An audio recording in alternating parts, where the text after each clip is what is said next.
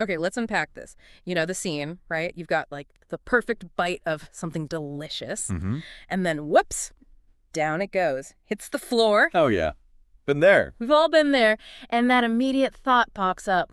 Can I still eat that? Is it okay? And right away, your brain probably jumps to that famous rule, right? The 5-second rule. This Exactly. idea that if you're super quick, grab it in under 5 seconds, it's somehow safe, magically clean. It's almost muscle memory for some people. Well, today, let's do a bit of a deep dive, maybe bust that myth for you. Sound good? We're looking into whether this rule actually holds up to scrutiny. Spoiler, those 5 seconds. Yeah. Probably not the magic shield you think they are. Right. So have you ever, relied on that countdown, see if that was the right call? What's the first big takeaway here, that initial moment of contact? Well, the key thing, and this comes up again and again in the research, is that contamination. It's pretty much instantaneous. Instantaneous, like zero grace period. Basically, yes. Bacteria don't hang around waiting for a timer. The moment that food makes contact with the floor, the transfer starts. Wow, okay, so my ninja-like reflexes are useless. Against bacteria, pretty much. Studies have specifically looked at things like salmonella, which can make you quite sick. Right, nasty stuff. And they found it can jump onto food in well under 5 seconds, Mm-hmm. sometimes significantly less. Less than 5 seconds, so that little clock in my head is completely off. That's the gist of it. Food scientists are really quite clear. Harmful bacteria can get onto your food within that time frame, or even faster. There's just no scientific basis for a safe window. That seems pretty definitive then. So thinking we're beating the germs by being quick is just wishful thinking. It really seems to be. The rules suggest this kind of safety buffer, but, well, the science points the other way. Contamination starts on contact. It's as one expert put it, a significant oversimplification. Okay, speed isn't the answer. That brings up another question though.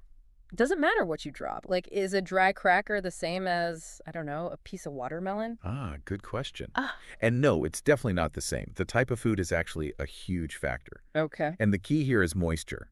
Wetter foods basically act like better landing pads for bacteria. Right, that makes sense. More wire means it's easier for them to stick, maybe even survive. Exactly. Research, specifically testing different foods, found that things with high water content, like that watermelon example, Yeah. pick up way more bacteria than drier foods. Think of it like moisture facilitating the transfer. Yeah. Deli meats, too, another moist food type, were found to pick up germs readily. So the wetter the food, the bigger the risk if it drops. Generally speaking, yes. Moisture just creates a more welcoming environment for bacteria to transfer quickly. Dry things like chips or crackers. My go-to floor snacks. Right. Well, they tend to pick up fewer bacteria simply because there's less moisture for the bacteria to, grab onto. Okay, so food type definitely matters. Moisture is key. What about where it lands? The floor itself. My kitchen tile feels different from the living room carpet. Absolutely. The surface type is another critical piece of the puzzle. How so? Well, think about the contact area. A smooth, flat surface like tile or stainless steel allows for, more direct contact between the food and whatever's on the surface. More surface area touching, more chance for transfer. Makes sense. Precisely. Now, something like carpet, which is obviously textured, Yeah. it might actually have less direct, flat contact. The bacteria still transfer, don't get me wrong, but maybe not quite as efficiently across the whole surface of the food. Huh. So, wait, are you saying carpet might be safer in this scenario? That feels wrong. It sounds counterintuitive, I know. Yeah. But some studies actually found that carpet transferred fewer bacteria compared to stainless steel or tile in their tests. Wood surfaces were kind of variable. Fewer from carpet. Wow. Maybe because the fibers aren't a perfectly flat surface. That's one theory. The uneven texture might reduce the total contact area, or maybe trap some bacteria away from the food surface. But, and this is a big but, Okay. even if a surface looks clean, it doesn't mean it is clean from a microbial standpoint. Carpets, tiles, wood floors, they can all harbor bacteria. So even my freshly mopped floor isn't sterile ground. Definitely not. And some of these bacteria can be surprisingly resilient. Things like salmonella, for instance, have been shown to survive on dry indoor surfaces for quite a while, sometimes even weeks. Weeks? Seriously. Okay, visual cleanliness is not a guarantee at all. Not when it comes to microscopic organisms, no. That's a key thing to remember. Right. Okay, so contamination is instant, food moisture matters, surface type matters, but the rule is named after the time, 5 seconds. Does leaving it longer actually make it significantly worse? Oh, Yes and no. It's generally true that the longer the food stays in contact with the surface, the more bacteria can transfer. Studies have tested different times, less than a second, 5 seconds, 30 seconds, even 5 minutes. Longer is worse. Longer contact time did generally lead to more bacteria transfer. But here's the thing.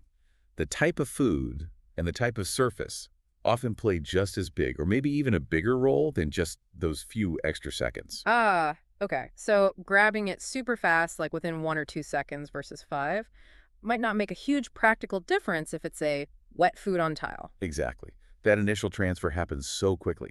The idea that hitting the 5 second mark is some kind of magical cutoff just isn't supported. Even the Mythbusters, they looked into this. Oh yeah, what did they find? They found basically no significant difference in the bacterial count between food left for 2 seconds versus 6 seconds. Now, their methods had limitations, sure, but it aligns with the general scientific picture. So the whole 5-second concept is shaky at best. It's really not a reliable measure of safety. The instant transfer is the main event. This, this is definitely making me reconsider some past decisions.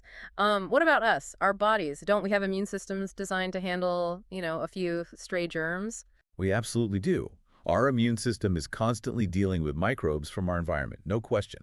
So maybe a little exposure isn't the end of the world. I've heard people say it's good to exercise the immune system. That's a common idea, but relying on your immune system to handle potentially harmful bacteria from the floor is, well, it's an unnecessary risk, especially for certain groups. Like who? Young children, older adults, pregnant women, people with weakened immune systems.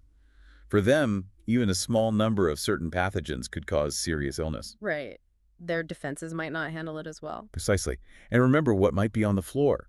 It's not just harmless dust bunnies.